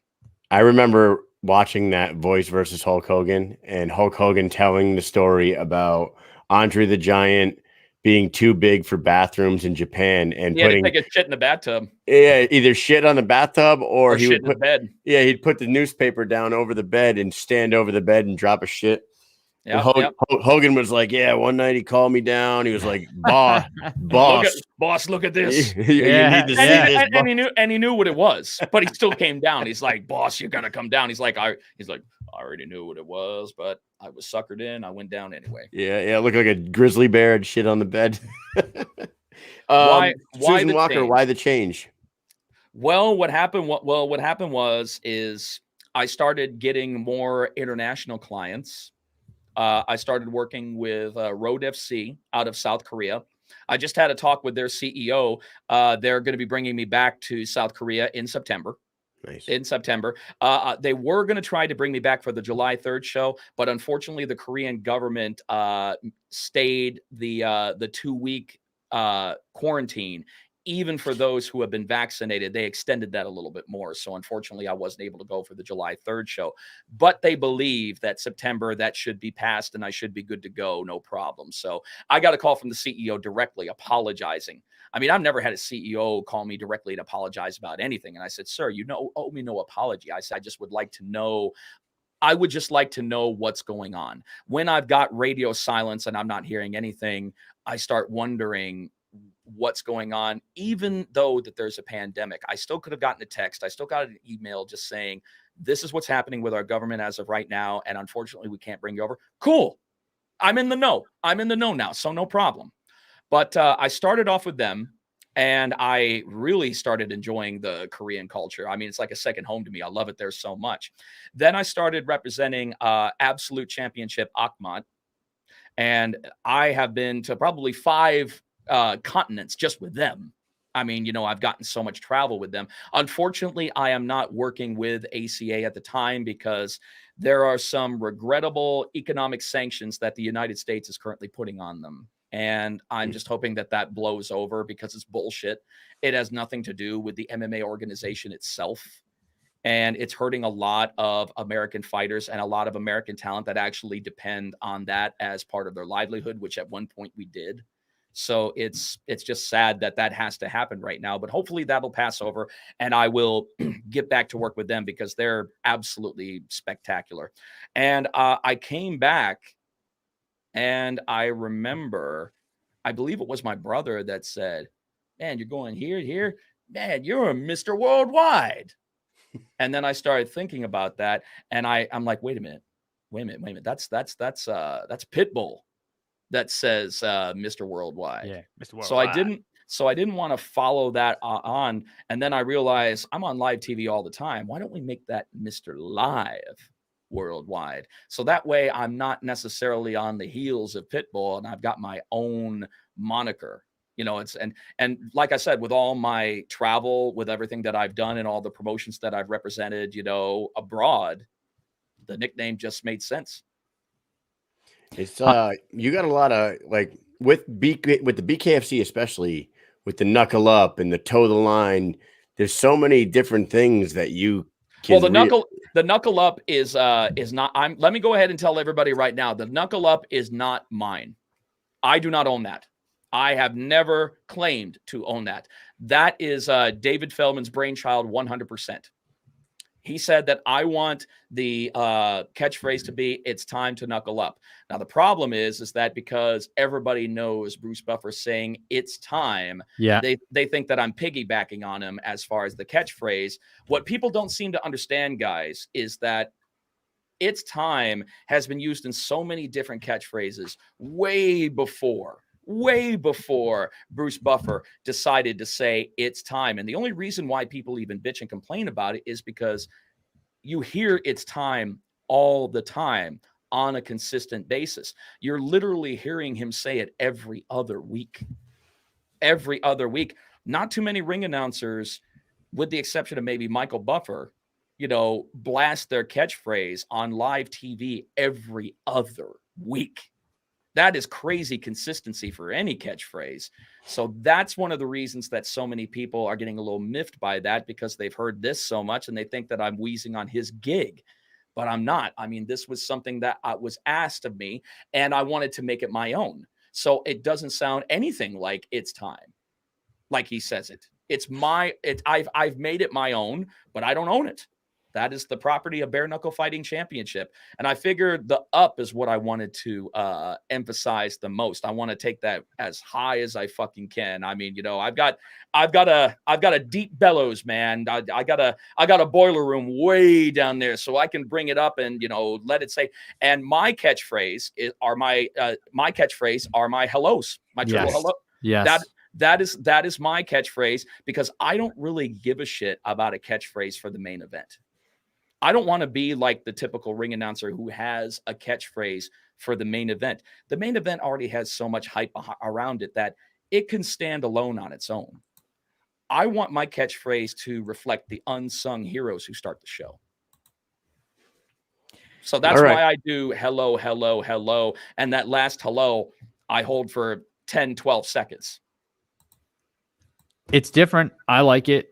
Exactly. I mean, that's the best compliment that you could give me. It's different. Yeah, that's the thing. It's different. You have to be different. You can't be like everyone else. It just becomes boring. You just can't do it. If you're like everyone else, then there's nothing to see here. Move along. That's the way I feel. That's just who wants to watch the same shit every day? You know, you can't. You have to be different. You wear out your welcome. What's a movie you love that that is universally considered terrible? What's a movie you love that's universally considered terrible?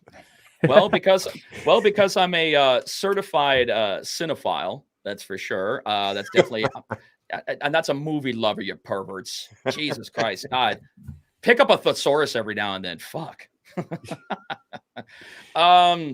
You know, I was talking about that the other day, and there was one that was on my list that it's pretty bad, but for some reason it kind of tugs on my heartstrings, and it's you know what it is? It's crazy.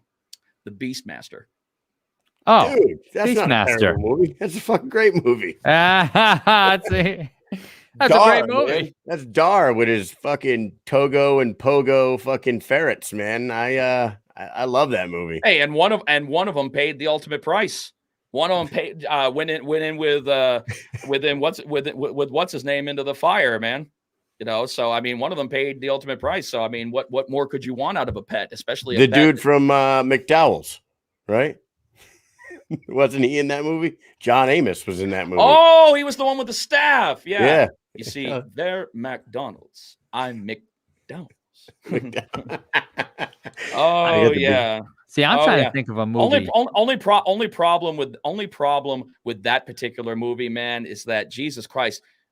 Wear some fucking clothes, people. Everybody was wearing fucking thongs. Fucking John Amos was in a thong. What's his name? Mark. What's his name? Mark Singer was in a thong. Mark Singer. Wear some. I know it's yesteryear and back in prehistoric times. Or barbarians and shit. Wear some goddamn pants, dudes. Jesus. Barbarians like to show that ass. That's where twerking came from.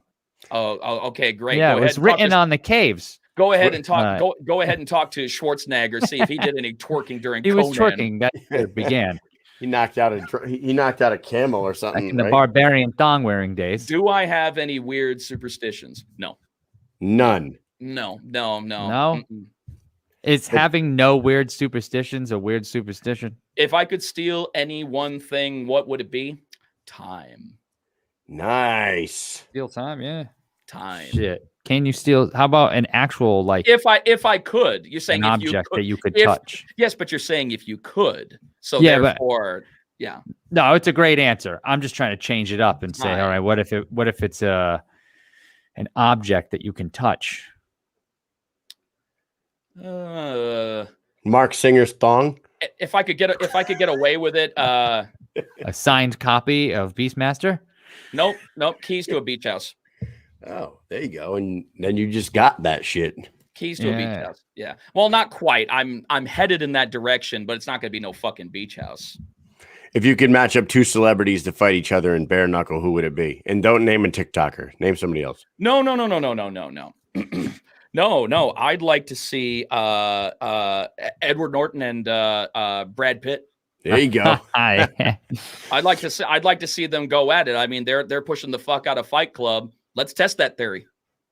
You know who I think would be probably pretty good is Jason Statham. Yeah. He's British. He You probably know what? Oh, the fight to end all fights. Who's the better Bruce Willis? Bruce Willis or Jason or the European Bruce Willis, Jason Statham? Oh, who? Yeah. I think It'd be nice if they were, a little closer. in age, but- You know what? I would like to say Jason Statham, but Bruce Willis is older now, so he probably wouldn't be above dirty fighting. Yeah, I think Jason Statham would beat the shit out of Bruce Willis. Well, you can't beat the shit out of shit when somebody rakes your eyes and low blows you. So, yeah, I guess so. He'd go Ric Flair on your ass. Okay, who did Macho Man Randy Savage lose to at WrestleMania? Ultimate Warrior. Ultimate Warrior. I'm just pulling random I know. questions. No. I don't mind the random questions, but that one, that match did something for me in a profound way as a wrestling fan, because that was the first time that I see you, your Warrior socks. Those are those. Hey, shout out to Odd Socks and DJ Tony. DJ, yeah, I got mine. I got my pair. I got my Rocky pair. I got my Mike Tyson Iron Mike's on right now. Nice. It's weird putting your foot up to the damn camera. Can figure out which way to. Well, what's weirder is that, dude, Mish, you almost look like you were going commando down there. I saw some hairy leg. Damn, son. I'm not commando. I do have pants on. That's the second time we're gonna need that lawnmower. Version 5.0. All right. How about this? Is going to be a good one. No, let me finish my thought about what I was saying before. Macho Man Randy Savage. Exactly. The reason why that one kind of affected me in a profound way as a wrestling fan is because it was the first time I'd ever seen someone's finishing move used 5 fucking times in a row. Used to work once. 5 fucking elbows and the fucker still kicks out of it. I mean, nobody had ever seen that before. So the reaction from everybody watching and everybody there was just this, what the shit? And it's not like he took a break in between. He kept going and going and going. Bobby Heenan's selling the fuck out of this and everything like that. And, fucking Gorilla, nobody's going to be able to get up from this kind of punishment. It's all over. 1, 2, no. Yeah, I could see myself jumping around my living room and shit on the couch, like, I can't believe it. I did. That was 1991. So I was, that was 1991. So was I 14? Let's see. Yeah, I was almost 14. I was 13, almost 14 when that match took place. Yeah. I was a 10-year-old at that time. Well, you're okay, Mish. What was the last thing you Googled? Probably apartments for rent for my new location to where I'm going to be moving down at the beginning of January, down somewhere on the Pinellas Peninsula. I'm not too sure exactly where I'm going to move as of yet, but it's going to be somewhere on that peninsula. That whole stretch is just, some of the best beaches if not the best beaches in the entire country. All right, last random question. Here we go. If you had access to a time machine, where and when would you go and what would you do? Ooh, loaded question. Do I bring the Doc and Marty with me? I don't know. I'm going to tell you what. I'd probably do something that would probably affect my financial future moving forward. I probably would have followed the advice of Biff Tannen and done something along those lines. Probably not something as obvious as that, but I would have probably played, certain investments and stocks that have known to have been bonanzas. And, you would have fucking, made millions upon billions and such, because I think after a certain time, you get as fucking lucky as him. By the time you get to 1985, it's amazing that he's fucking alive. That nobody, like bookie houses, haven't fucking taken him out or some shit like that. Right. Because he's bleeding the system dry doing that shit. You go back and you buy Netflix stock, and then you stop by and you buy Bitcoin, Microsoft. Yep. Go way back and play. Yeah, I'd probably do that. I'd probably go back and play the stock markets when I was supposed to have. But I say that now, doing that, just like anything, could have an effect on the future. So you never know. That could have an effect on the future. So maybe I would have just gone back and played a couple of lottos when the lottos topped out at 500, 600, and $1 million, maybe close to $1 billion, everything like that. There's so many financial possibilities. It would have been all financial, of course. It would have been financial gain because that's the American thing to do. if you have a time machine in your midst. Would I have, because we're only talking once. If we're talking many, many times, then obviously fix some wrongs in the world, fix some shit and everything like that. You know, you'd have a lot to work to do if you had a fucking time machine. Yeah, I'm a little pissed off that you didn't say kill Hitler, but that's on you, man. I don't know. That's fine. Whatever you want to do. Oh my God. No, Well, I mean, well, hey, well, Mike, apparently we know what your agenda is. So, you know, I mean, there it is. Murder. I'd probably go back, grab some historical figures, and do a history exam or history paper. That's what I would do. You know, I've never heard that. That's the coolest before. thing I've ever heard to do with a fucking time machine. Somebody should make a movie about that. So we should make a movie with it. All right, I think we've spent enough time with you. These guys are running out of shit to talk about. We're getting random shit, but I had to hold them hostage a little bit because there was just more to say. Well, you know, a lot of people don't know we talked for 20 minutes before this, and we could just go off and talk on all sorts of shit for a long time. We can go on for hours. We can go on for hours, and we will. There's more hours to come. Oh, for 20 minutes before the show, we talked about sharks and spiders and killer bees and murder hornets. Yeah, the murder hornets, right? I know. I don't know whether or not it's lunchtime or time for our nap. What the fuck? Yeah. All right, man. Well, we will not be there in July. I don't think we're not going to make it down there unless. But you'll try. But you'll try for August. We're going to try for July. We're going to try for July. No, we're going to try for July. No, so here's the story. The government basically spent all their money deploying everybody to DC during the inauguration and COVID. Yeah, so there's a possibility that they don't have enough money to pay us for the next 3 months.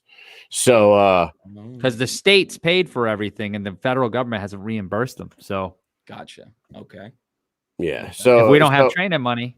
If we don't have training money, we're not training, and if we're not training, we'll make our way down to Tampa. Yes. No, I understand. I mean, hey, it's the situation that you're in. I totally get it. I mean, it's all for the greater good, but I know that you guys love being close to the squared circle anytime you get an opportunity, and we love having you down there. I mean, you guys are true fans, and I love your show. I mean, I love this show. I mean, you guys get to the nitty-gritty with the fighters, and there are certain questions that you guys are willing to ask that some people aren't, but you always approach it in a respectful way instead of trying to put people under the bus, which some people, that's their agenda. Well, thank you, man. Definitely appreciate that. Try to stay as neutral as possible. Right down the middle. We trust me, part number 2 is going to be even more off the hook than part number 1. Even though this was kind of tame from what I'm used to, I'll turn up the volume and I'll make sure that the lube is brought out for part number 2. Oh, we can get fucking silly if you want to get silly. But we're just opening up Pandora's box today. We just kind of unlocked it. But when we get that thing opened up, we can go crazy. The fucker ain't opened up. Maybe one flap. Nope. We just unlocked it. That's all. The light might be shining through the crease. Whoosh, and we're about to fucking open that thing. Okay. The analogies are out there. I get it. All right. All right, Jeff. Thank you for coming on the show tonight. We will catch up with you down the road. All right. You want to do some shout outs before you go? Definitely a shout out to you guys. The Mike and Mish show, man. These guys are all about it. Mission accomplished. These guys know what's up in the bare knuckle world, in the MMA world, in the boxing world. If it's combat sports, these guys have got a handle on it. So make sure that you like and subscribe their stuff over all avenues of social media. Trust me, you can find them. They're there, right there for your pleasure. The Mike and Mish show. Mission accomplished, motherfuckers. We appreciate you. Thank you. Absolutely. All right. You have a good night. Peace out. Later. All right. Hey-o. All right. Well, Mike, another good show in the books, brother. And as a matter of fact, we only have one show booked for next week, next Thursday, but we do have some people on the line for next Wednesday. Next Thursday night. Is that Los Hermanos Diaz? Yes, I believe so. Let me just check. Yeah, I'm pretty sure it is. But by next Wednesday, we have someone that is probably going to come on. But we always find people. We just came back from this crazy ass friggin' trip that we talked about yesterday, and barely can recover from 12 hours of sleep in 4 days and drinking in between each. day. It was very rough. And, you know, I was this close to plugging in a fucking heat pack, put it on my damn back because I got a weak back, about a week back. You know what I'm saying? And I need some goddamn help right now. I got a week back, about a week back. Yeah, man. Oh, man. God damn it. You know, we went a little buck wild. So I need to tell everybody I got a good video that I'm going to be putting together. It's going to come out soon. I just, you know, the time is thin. Kyle is now friggin' first sergeant of the damn unit. Hey, like we right. needed any more fucking time off. Listen. And then now my wife went back to work full time. So listen, we on crunch time. We need to fucking have less time than we did before. Michael, you see my wife? You see her? So Lisa is in the comments. I think Lisa's stewing over there, huh? Lisa's mad. Maybe we should tell her a story. Sheesh. Lisa, you want to hear? Well, I was going to say there's you, and I got something for us in a minute. Just you tell a story. Go ahead. Tell us a story. Well, so okay. We went out with DJ Tony and Kev and a few other people, and we hopped around Wynwood Walls a little bit and had some drinks here and there. What an awesome place. And then we ended up back at Marissa's condo where Marissa broke out a bottle of Tito's. Right? Don't tell the story. You know what? It's really funny about you telling this story right now, Kyle. Oh, you got something. So, okay. In a nutshell, she prepared something that night for the following day. Yeah. That involved a candy and Tito's. And if Mike's pulling up the video right now, you're welcome, motherfuckers. If Amy's watching right now, she's probably going to be fucking disgusted. But she's just going to be thankful that her husband has an iron gut and wasn't at home that night. Yeah.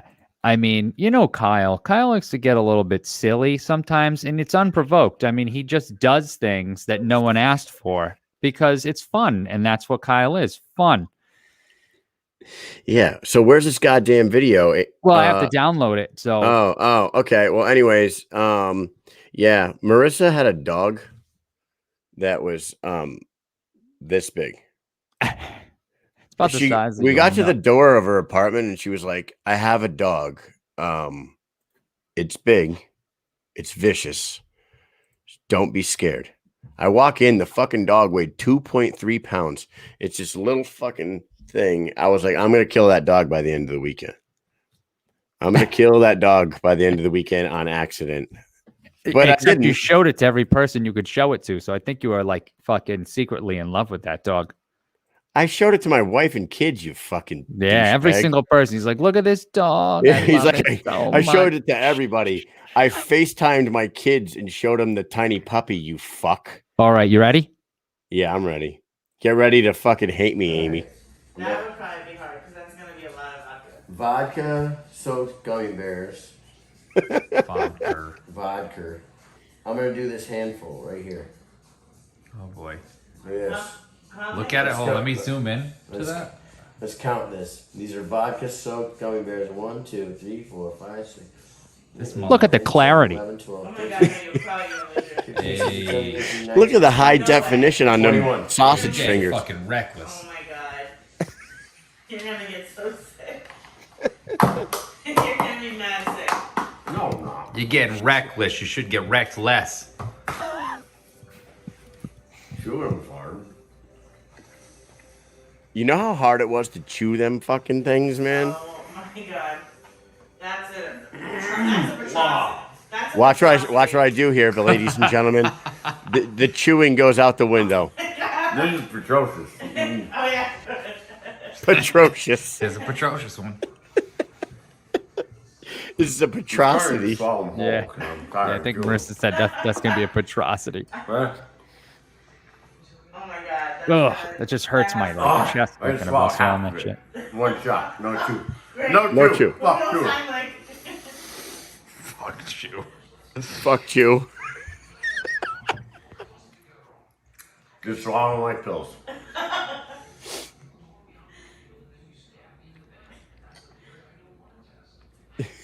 Whoa. Hey, okay.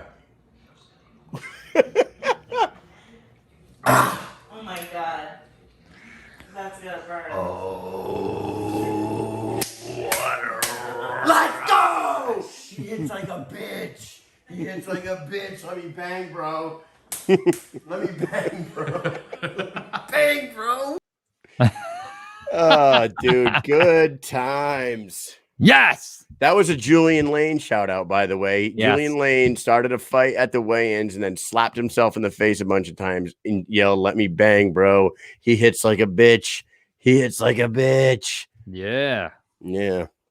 That's what we're doing. Do we have any more stories? I don't know. We No. went down to the beach and did some stuff. Yeah. You'll see it in the, I'm putting a video together. So it'll all be there in the video. I hope I can get it out, but this is 4th of July weekend. And, you know, there might be some vodka gummy bears, There could be. I don't know. If you're going to, I'm going to give you guys an educated piece of information here. An educated. Yeah. If you guys are going to swallow gummy bears whole that are soaked in vodka, do one at a time. Like I did. Yeah. Like you did. Yeah. When you I'm try wicked smart though. That's yeah, why. well, you're wicked smart. So when I tried to swallow like a dozen, I thought I might have choked and died at one point there. But I gotta tell you, I survived. It didn't really kill me. Look at me. Look at me. I'm alive. No, you're good. We were up at Corey Davis. No spit, just swallow. That's how we live our lives around here. Mike, and what time did that night end? Oh, I don't know. 3:30. 3:30. What time were we up? Fucking working. 7 motherfuckers. That's what. 7, baby. Yep, that's how I made E8 one at a time. Sure, Larry. Oh my god. Well, I want to give him one right in the mouth. yeah, sick and tired of that stupid ass friggin' mouth. I got both the Davis brothers coming at me right now. Jesus Christ. Mike and Mish versus Corey and Larry at the next BKFC event. Book it. First, we eat 700 gummy bears, vodka soaked. Oh, can I tell you? Listen, we go down there, right? There's something you said that you're one of my best friends. See? Yeah, see? She ain't talking to me. She's talking to me. You're one. Because reckless. So we go to the club, and it was for the after party, and order Tito's and Red Bull. Oh my god. That's kind of like our go-to drink when we're down there because we're just sucking down energy drinks to stay alive. Yeah. $20 a drink. $20. Unreal. How we get $20? Think about that. The fuck? Look at. Can you see? There's a handle of Tito's right over here. there. That thing was $24. Yeah, 26 fucking 99. Now, that's fucking almost 2 goddamn fucking liters. And you want to know what's crazy? Is so that right there, they put about a fucking schmegma of vodka inside of the damn cup. And the cups they're using are like this big. It's like a fucking Dixie cup that you rinse your mouth out with that used to, you know, back in the day, you'd rinse with a Dixie. And then they give you Red Bull, but they don't give you the fucking can. The can costs what? $2.50. But they pour like a little splash in there and the fucking rest is ice. And then here you go, $20. $20. These dudes just made, think about the money that they make off of that. And I get it. When you work in a restaurant, you know, you got to pay this and that. But it's not even close to that. It's fucking ridiculous. It's goddamn robbery. $3, $2.50 for a Red Bull. They're probably paying big ass packs. They probably pay like $1.25 for a fucking Red Bull. They use it to make 4 different drinks and put a schmeg, just a little schmeg. Little drop in there. A single sperm couldn't get drunk off of that fucking shit. Bullshit. Yeah, $20 a drink. It was fucking crazy. Yeah. But yeah, Corey Davis jumps in the comments, says Tito's and blueberry Red Bull. I never had one of those before in my entire life, and we were down in CCAT a few years ago on a blade mission, and we met up with Larry's brother, and he put us onto those. Dude, you want to drink something delicious, Mike? It's good, but I can't. Mm-mm. Oh, well, then go fuck yourself. All right. No way. I tried to open your eyes to something new. No. I've had them all. You don't want to hear it. I've had them all, and it is good. I will admit. But you try to drink 4 of those. Try to drink 4 blueberry and Tito's. You're gonna fucking be dead. I tried to do it with the cranberry ones, and like I buy like the 3rd one. I was like, I can't do this anymore. So I tried it with every flavor except the new one, the watermelon. I think it's a watermelon one this year. What do you think about that, Corey Davis? You try the watermelon one yet? No. Have you tried the peach tangerine one? That was pretty fucking delicious too. I've tried every single flavor, but no, I can't do it. I can't do the flavored ones that much. Like I can drink the regular style, and I tried to go healthy and do the fucking sugar freeze. That lasted about 1 week, and I said, nope, no way, I can't do this shit. Lisa says, "Why does the word schmeg make her laugh so much?" Just one of those words, like the word duodenal. Do you know what a duodenal is? No, let me hear it. Duodenal, I believe, is the spot in your colon that like collects the shit before you shit. But my cousin Mike used to call everybody a duodenal cavity. Duodenal.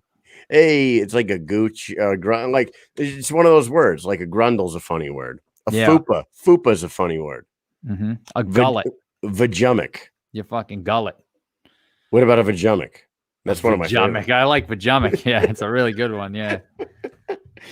Say schmeg again, Mike. Now the word moist, Joel, and so this is my take on the word moist. Okay, not one son of a bitch in this world had a complaint about the word moist until that one fucking day where I don't know when it was, but people just started saying, I just don't. I don't like the word moist. It gets me. I just don't like it. Don't say it around. Then all of a sudden, like after that, you'd go somewhere and you'd say moist, and people be like, ooh, it's like the word cunt.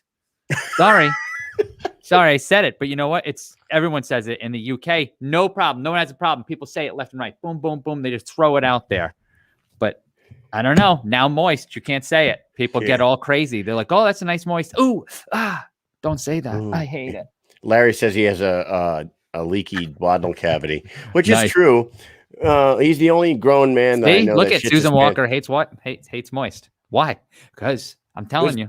Well, okay, Susan, if you walk outside, there was a break in the fucking dude. If you walk outside, Susan, if you walk outside and it's 95 degrees outside, 95 degrees with 100-degree humidity, and somebody was like, "Oh, what's the weather like where you're at?" Wouldn't you say it's like hot and moist? No, it's moist outside. Don't you? It feels moist outside. No, it's humid. I walk out. I feel wet the second I walk outside, like schmeg. There's another word that moist. There's another word that people started treating like the word moist, and it just happened. Never heard it all through being a kid. I can't remember it. Think of a word that like people like, I can't. You say it, and people are like, I don't like that word. Can't do it. It'll come to me at some point, but I'm telling you, there's another word. Schmoist vajumic. Ooh, a schmoist vajumic. All right, I think we're going off the goddamn rails. I think we are too. Yeah, it's time to fucking. Hey, so cut it off. Amy, Megan says damp. Great story, Mike. Shut up, Larry. Left us fucking hanging. No, I'm asking for help.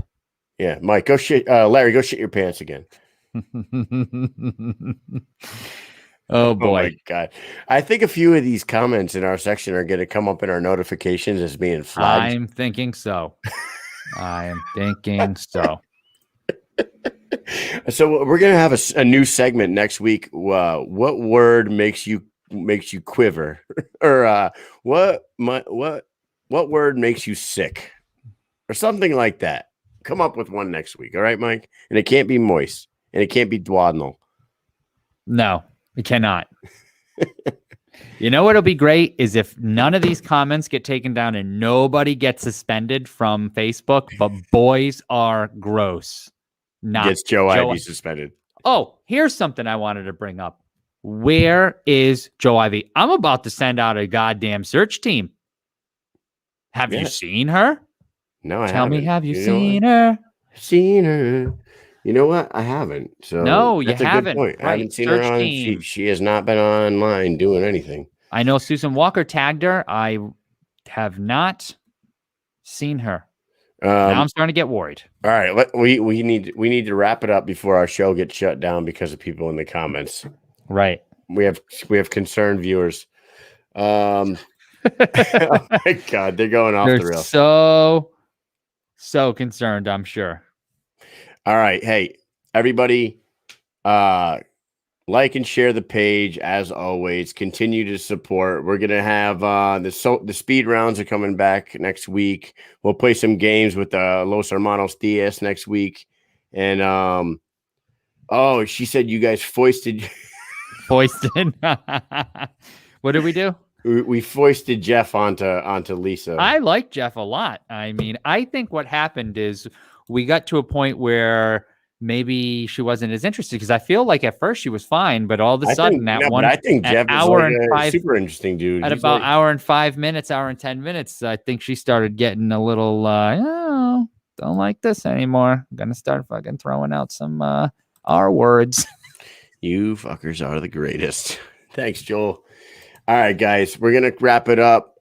Stay tuned to find out who we're gonna have next Wednesday, and we will see you all later. Peace.